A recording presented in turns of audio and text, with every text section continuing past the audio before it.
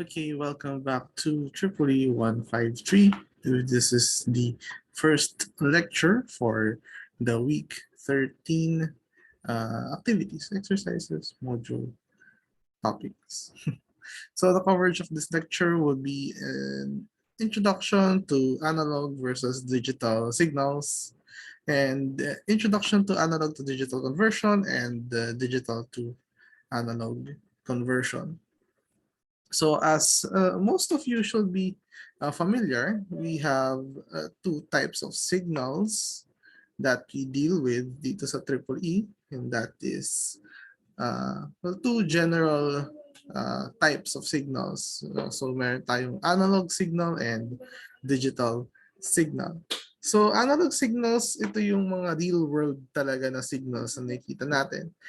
They are defined at every moment in time and defined at any value within siguro certain ranges, pero minsan infinite number of possible values siya. So kahit between 0 and 1 volt lang, that is infinitely many possibilities of voltages na pwedeng makuha ng isang analog na signal. So example dito siguro an audio signal.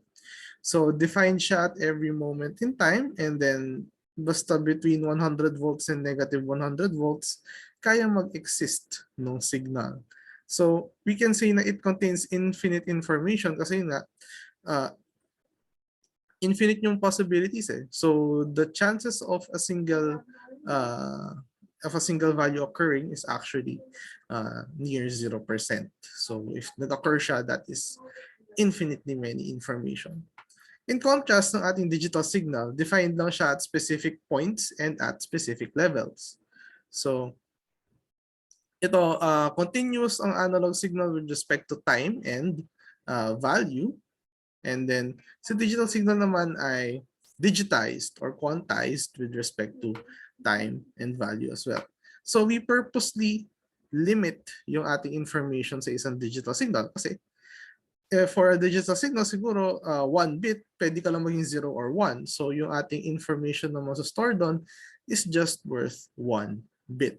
So actually, ang digital signal dito, itong nasa taas, either 0 or 1. And itong nasa baba is sort of an analog representation ng ating digital signal. So yung digital signal natin is just 0 and 1. And this is an FSK signal. Pagka 0, certain frequency yung ating amplitude, kaya yung ating signal, and pagka 1 yung ating data, mas mataas na frequency siya. So actually, ito nasa baba, it is an analog signal, but it represents digital data. So kahit na analog yung itsura nito, ang information na nakastore dyan is actually just 0 or 1 kung mabagal siya or mabilis siyang mag-switch. So, ayun, yun ang ating digital signals, and essentially, ang digital signal hindi siya nag-exist in the real world, and kailangan natin siyang gawan ng sort of mapping na ganito para makita siya in actual or in the real world basically, kasi hindi siya real world signal. So, bakit tayo magpupunta sa digital kahit na alam natin na limited lang yung information sa kanya? So, too much information is unnecessary. So for example, we have an analog multimeter and we have a digital multimeter. So sa analog multimeter, anything between the range of 0 to siguro 10, ano ba setting ito? Knock off. So for example, sinet natin yung setting niya to DC na 10 volts. Anything, anywhere from 0 to 10 volts, kaya natin ma-measure. Pero limited din naman tayo dun sa kaya natin makitang digits. So, yung sobrang daming information na yon, kailangan natin siyang i-process ng maayos lahat ng information, and it makes our circuits difficult to design. Kaya yung ating digital na multimeter, for example, kahit na less information yung nasa kanya, mas madami siyang kayang gawin with that information. For example here, hindi natin kailangan iset yung range of values natin compared dito sa analog na multimeter. So pwedeng basta lagay ko lang siya sa voltage, siya nang bahala mag-dictate ng range. So the digital multimeter can do that kasi yung information na dumadaan sa kanya limited na lang, And with that, mas madaling mag-design ng circuits na mag-handle ng digital information. Kaya magmamahal siya ng konti kasi mas madami siyang nasa loob and mas madami siyang kayang gawin. So, essentially, analog, you have all the information you may need, but because of that, mas mahirap siyang i-process. Pag digital yung information, mas konti, but it is enough. It is enough for us to understand yung situation. So for a digital multimeter, we have enough digits to represent yung ating mini-measure na values. And dahil digital tayo, mas madali tayong magdagdag ng ating extra extra features, kumbaga. So, ayan. So, if digital is looking at it, parang digital yung favored na maging focus natin. But bakit pa merong analog designers na circuit? Hindi na lahat pumunta sa digital. Well, yun nga, ang ating digital signals, they don't really exist in the real world. All signals na gagamit natin or nakikita natin or actually nafe-feel natin are analog signals. For example, kung ano ito, meron tayong dalawang microchip, dalawang microcontroller, nagko-communicate sila. Ang sinesend nilang information sa isa't isa ay digital, pero pag titignan natin yung nasa loob ng wires itself, hindi siya mukhang digital signal. It looks more of a analog signal. So actually, a good analog circuitry between these two devices, good analog circuitry would be very good at converting itong real-world signal na to into the actual digital information it represents. So basically, we make analog circuits to make the conversion from analog to digital easier and more efficient and effective. So, ayun. So basically, yung ating processing ng information is done in digital, and our analog side of things, that is how we get information from the surroundings. So a good analog circuit gets accurate information from the environment. And then, yung ating good digital circuit, siya naman yung maganda mag-process ng information. So, ayun nga, paano nagsusurvive ang ating microcontroller in an analog world? So, yun nga, kakailanganin natin ng both analog and digital circuitry para makapag-interact ang ating microcontroller. So, unfortunately, dun sa source ko, PIC24 yung gamit niya, hindi siya yung PIC32 na sanay kayo. But, the story is the same.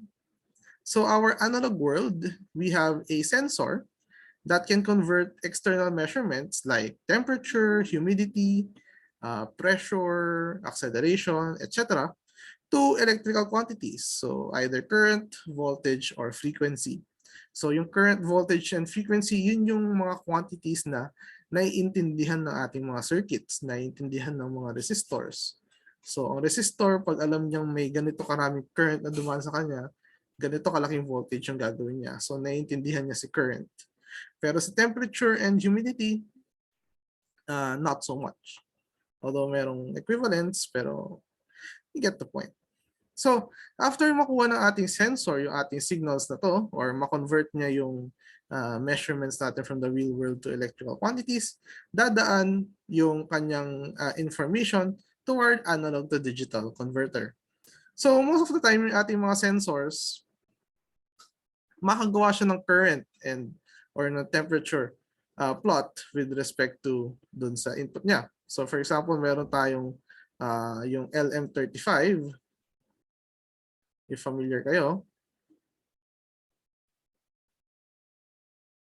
For every 10 degrees Celsius, na change, merong 10 millivolts, I think. Parang ganun.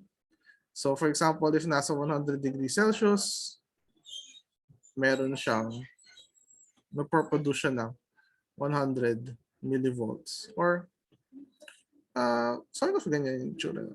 And yung 100 millivolts na to, kailangan natin siyang i-convert to our digital information over here. So para mag-convert from yung analog signal na nakukuha ng sensor natin is dadaan siya sa ADC or analog to digital na converter. So of course, after kaya nga siya ADC, yung result niya is a digital signal, and that digital signal is the signal that we can actually process in our microprocessor. Now ngayon, pag nag-process ng information yung microcontroller, parang ayun, magkakaroon ka ng something na gagawin. For example, pag yung sensor natin, ang na-pick up niya is masyadong mainit yung environment, ang sasabihin ni PIC24, try natin siya palamigin. Pero paano niya yung sasabihin dun sa kanyang, paano niya yung gagawin basically? So, ang pinrocess ni PIC24 ay digital information. So, ang output ni PIC24 ay digital information din. So, para ibato to ulit sa ating real analog world, kailangan natin ng digital to analog converter. So, i-convert niyo yung digital signal na to to its analog counterpart. And yung analog part naman na yun, papadala natin sa transducer. So, ang transducer, magko-convert siya ng electrical quantities. So, pwedeng yung DAC natin dito, ang output niya is a voltage. And based dun sa voltage, maka-convert siya to another form of energy. So, for example, if yun nga, ang temperature natin masyadong malamig, for example, makukuha ng sensor, mababang temperature, maka-convert siya to digital. And then yung digital information na yun, pagkaintindi ng peak, mainit nga or malamig nga, kailangan kong painitin yung aking environment. So yun yung naman ng digital information na yun. And yung digital information na convert siya to a voltage, let's say mataas na voltage para ibig sabihin taasan yung temperature. So yung voltage na in-output ng DAC papasok sa transducer, i-convert niya to heat and iinit yung ating environment or kung nasan man yung PIC24 natin. So, ayan, that's just an example of how our PIC would interact with the real world. So actually, ang focus ng ating week would be on these two devices, ang ADC and yung DAC. And in the conversion of information from analog to digital, we have the following terms. So yung nga, A/D or A to D converter is yung analog to digital converter. So analog signal to digital code or digital signal. Tapos yung inverse, dito i-converter digital code to analog value. Then meron tayong tinatawag na sample period, and this is the time between each conversion. So typically, samples are taken at a fixed rate. So for example, every second ba tayo kumukuha ng sample sa ating analog signal? Kasi remember, ang ating digital signal is also limited in terms of time. So for this amount of time, isang digital signal lang yung meron natin. For this amount of time, isang digital signal lang yung naman ng ating signal. So for this amount of time, may isang sample lang ako dun sa analog signal. So yung the rate at which we get samples from the analog signal is called the sample period. Then next we have the reference voltage or yung full scale na voltage. So ito yung ating limits ng analog signal. So either 0 volts to a reference voltage or plus minus Vref. So essentially, para makapag-convert ng maayos, we need to know ano yung maximum voltage na kaya nating i-tolerate as an input. Kasi without it, hindi tayo, mahirap mag-convert basically kasi hindi mo alam kung ano yung maximum na ma-receive mo. And then, next we have is what we call the resolution. So ang ating digital signal is always, should be always defined by its resolution. So ating digital signal can have 8 bits, 10 bits, 12 bits, 16 bits, or whatever. Pwedeng 1 bit lang. And that is the amount of digital information or basically the amount of information we get for every sample ng ating analog signal. Then that's the conversion time. And that is the time it takes, self-explanatory naman siguro, nung analog to digital na conversion. So ang circuit symbol or soft load flowchart. Usually, ang symbol na to is parang pointed end tayo pag analog, and then yung ating digital side is nasa flat na end. So mukha siyang bahay na nakahiga. So yung digital side, siya yung sa flat, yung pointed side, yun yung sa analog. So yun yung A to D, D to A. So yung number of bits na output ng A to D, bit 1 to bit N, so number of bits yung N. And then, ayan, VFS full scale. And yung dinagdag natin dito is minimum resolvable input or 1 LSB, yung delta, or VFS over 2 to the N. And then, doon din naman, same lang din dito sa digital to analog converter. So, paano nga ba tayo nagko-convert to analog to digital? Anong ibig sabihin nitong delta na to? Ano yung 1 LSB na to? So basically, to convert an analog signal to a digital signal, it's just a mapping operation.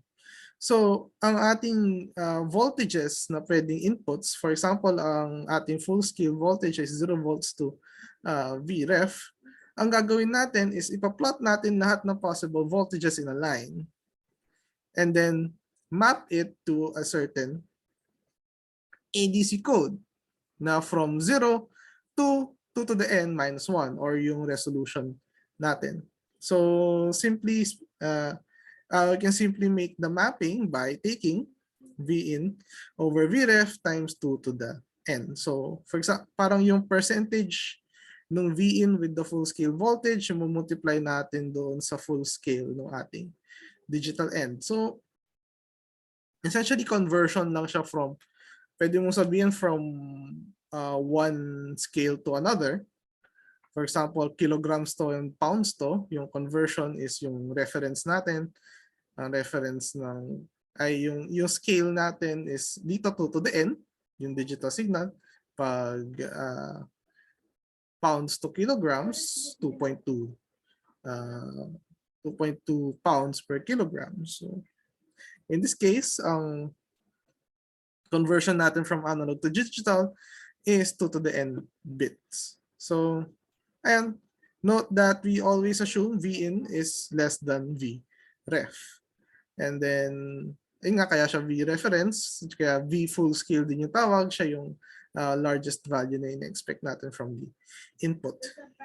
And then, dito naman, fractional results are usually rounded to the nearest integer or truncated. So, depende dun sa system kung ano yung susundan.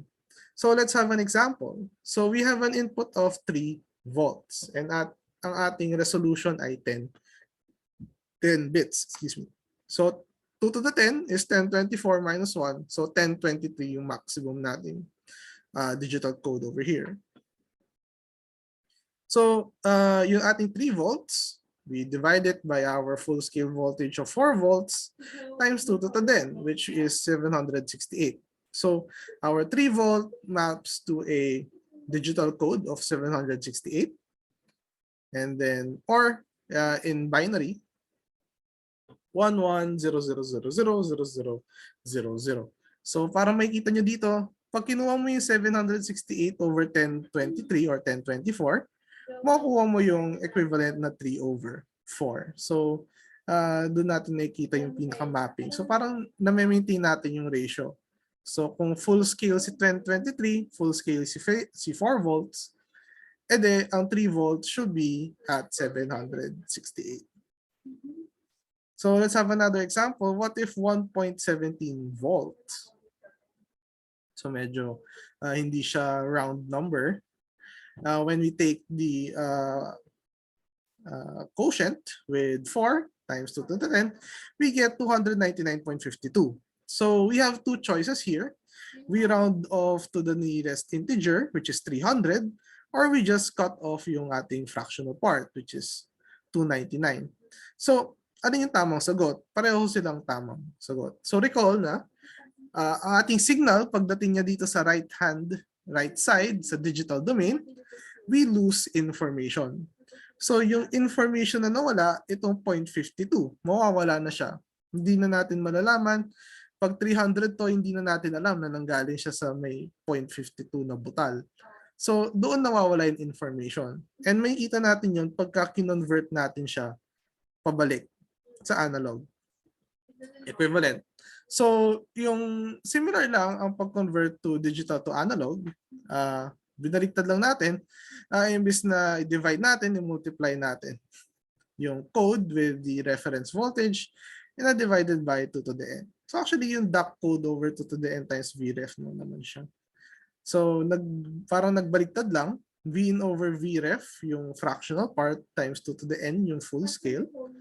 Then, dun sa other way around, yung full scale natin is yung Vref, and then yung fractional part is yung DAC code over 2 to the n. So, nagbaliktad lang naman yung equation. So, if we have a DAC code of 768, you can easily get na 768 over 2 to the 10 times 4 is 3 volts.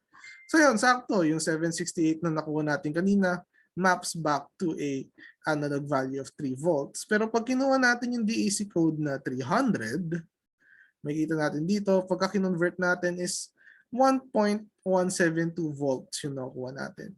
It's not quite exactly yung nauna nating value dito na example na 1.17.